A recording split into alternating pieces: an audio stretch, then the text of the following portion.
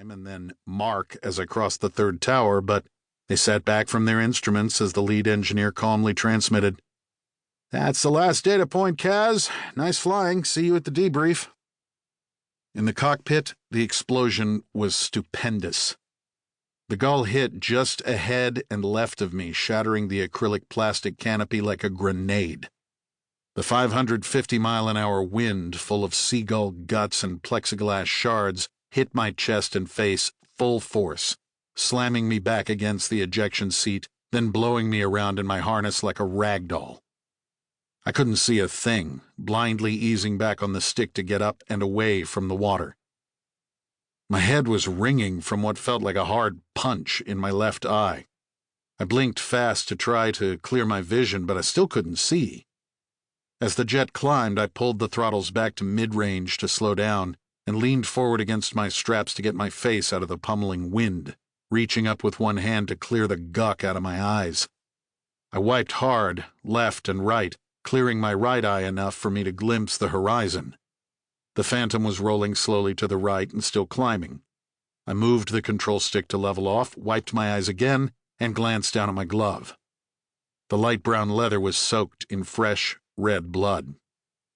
I bet that's not all from the seagull. I yanked off the glove to feel around my face, fighting the buffeting wind.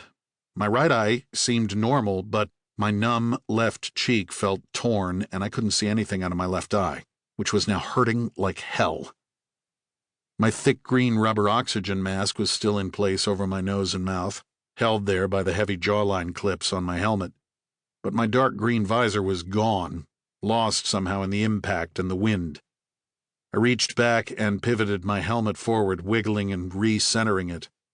I needed to talk to somebody, and fast. "Mayday, mayday, mayday," I yelled, mashing down the comm button with the thumbs slippery with blood. "This is Phantom 665. I've had a bird strike. Canopy's broken." I couldn't see well enough to change the radio frequency and hoped the crew in the observation tower was still listening. The roar in the cockpit was so loud I couldn't hear any response. Alternately wiping the blood that kept filling my right eye socket and jamming the heel of my hand hard into my left, I found I could see enough to fly. I looked at the Chesapeake shoreline below me to get my bearings.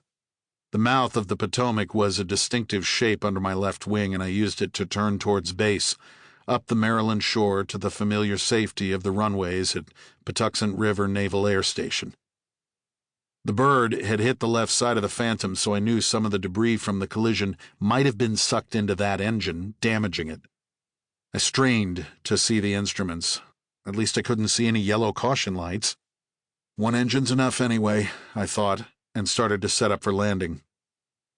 When I leaned hard to the left, the slipstream blew across my face, keeping the blood from running into my good eye.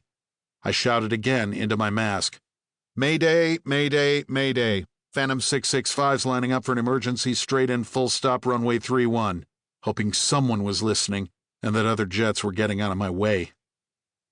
As Pax River neared, I pulled my hand away from my left eye and yanked the throttles to idle, to slow enough to drop the landing gear. The airspeed indicator was blurry too, but when I guessed the needle was below 250 knots, I grabbed the big red gear knob and slammed it down. The Phantom made the normal clunking and shuddering vibrations as the wheels lowered and locked into place. I reached hard left and slapped the flaps and slats down. The wind in the cockpit was still my own personal tornado. I kept leaning left, took one last swipe at my right eye to clear the blood, set the throttles about 2/3 back, jammed my palm back into my bleeding left eye socket, and lined up. The F4 has small bright lights by the windscreen that glow red when you're at the right angle for landing, and it also sounds a reassuring, steady tone to say you're on speed. I blessed the McDonnell aircraft engineers for their thoughtfulness as I clumsily set up on final. My depth perception was all messed up, so I aimed about 1/3 of the way down the runway and judged the rate of descent as best I could. The ground on either side of the runway came rushing up, and slam, I was down, yanking the throttle to idle and pulling up on the handle to release the drag chute, squinting like hell to try to keep the Phantom somewhere near the middle of the runway. I pulled the stick all the way back into my lap to help air drive.